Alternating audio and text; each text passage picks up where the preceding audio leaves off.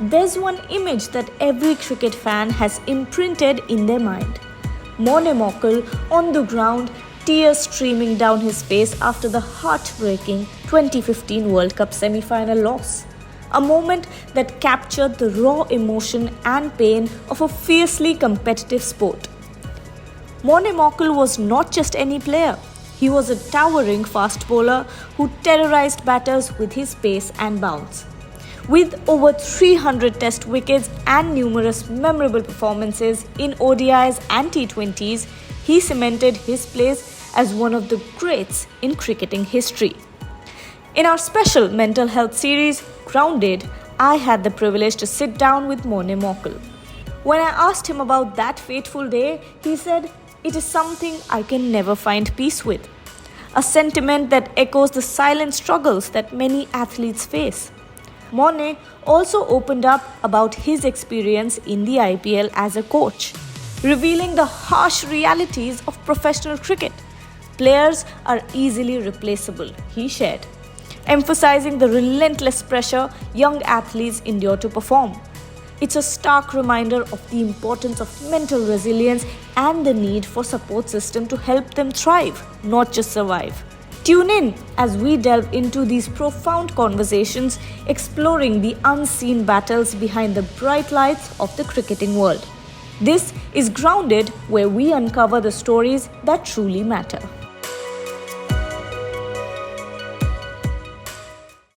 Welcome to Grounded, Morne. It's a pleasure to have you here. When I talk about mental health, of course, I go back to 2015 World Cup semi-final. I just wanted to ask you, looking back on it after all this time, can you walk us through what was going through your mind at the time, and has it changed now? Has your perspective changed? Have you found peace? I don't think you'll ever find peace losing a World Cup semi-final.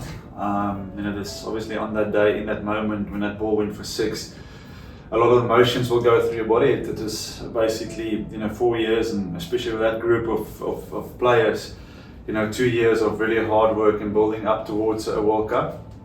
And I think as a team we had the belief that we could go all the way. And I think it is just the baggage that we sort of arrive with at World Cups is something you can't really explain to people. It's always a throwaway comment that we chokers and stuff like that. And that team really put in a lot of hours to find a way to overcome that, to get the monkey off our shoulders. And we were definitely, I felt, in a space where we could achieve that. And unfortunately in cricket the result didn't go our way, and you get labelled that again, which is a bit of a kick in the stomach. Mm-hmm. But yeah, it was a great group, a bunch of guys. I think the fact that we were, as a team, we had a fantastic, strong culture, helped us to get through those tough moments and then kicked on, and life goes on. So you need to get back on the horse and play. Absolutely, and I want to know how Morne, takes on the mental aspect of the game as a player and now versus as a coach. Has it changed? Changed slightly. I think for me, when I was playing, I didn't have a family. Now that I'm coaching, for me there's no better feeling than getting away from the game, spending time with my two beautiful boys. They couldn't care less about any result or how the game has gone. For them it's just spending quality time with me. So that's a nice distraction.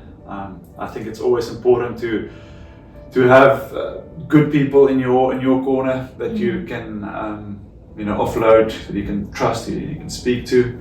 I think that for any young guy coming in is to not sit in your room and overthink things. Find a senior player, find a player in your team that you can talk to. The players will always go and speak to the coaches. And then the coach, he's got a bit of a background of what the player is dealing with. And I think that was the important thing with the Proteas, is that we created this environment where senior players will check in with individual players, because there were players in the squad that will connect better with me than to AB or to Dale. And once a week we'll sit as a senior group and with the coaches, and we'll discuss certain individuals.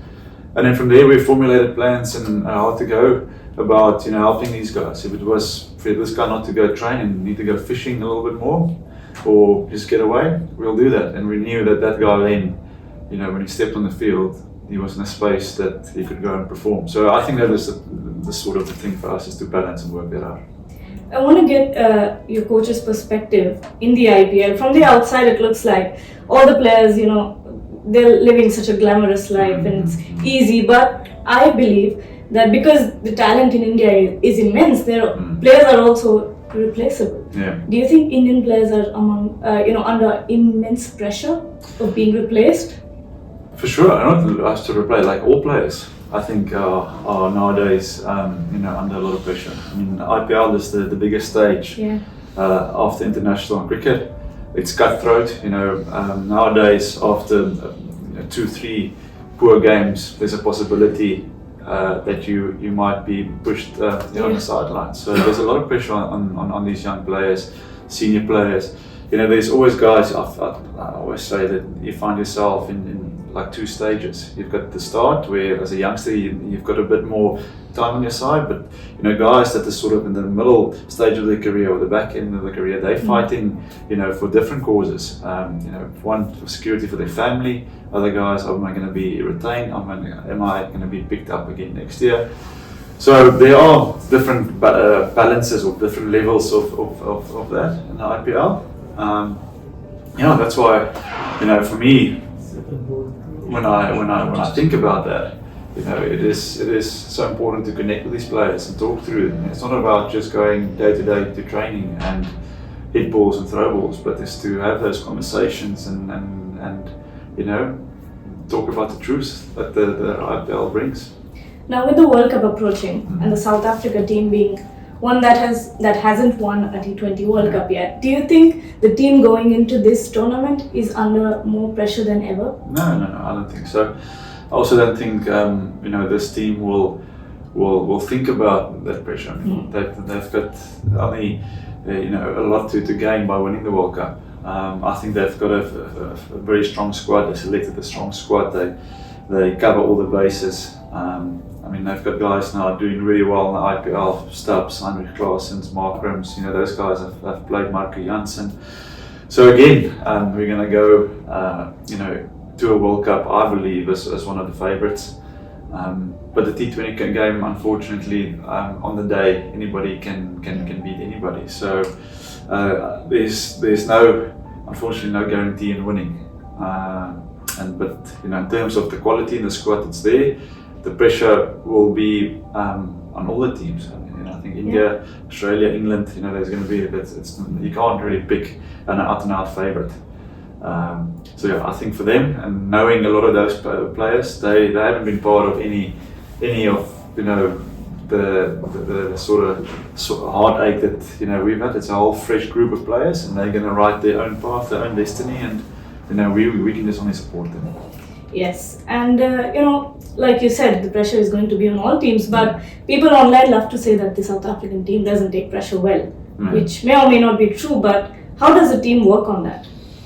Yeah, like I said, you can only prepare as well as you can, but then inside your group of people, you need to identify your leaders. That leaders need to drive the team environment, your team culture.